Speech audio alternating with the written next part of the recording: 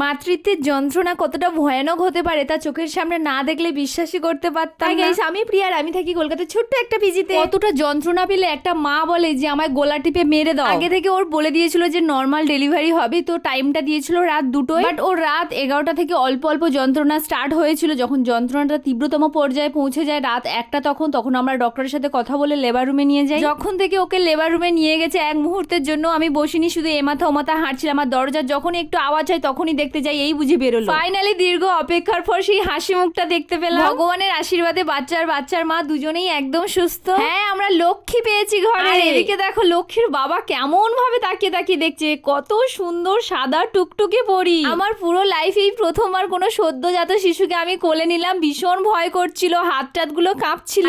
আমি ওর কানে হরে কৃষ্ণ মন্ত্র জপ করছিলাম আর বলছিলাম বাবা মার মুখ উজ্জ্বল করো। যেহেতু আমার পরের দিন ডিউটি আছে তাই ভোর 4টে ট্রেন ধরে চলে এসেছি। Thanks for watching.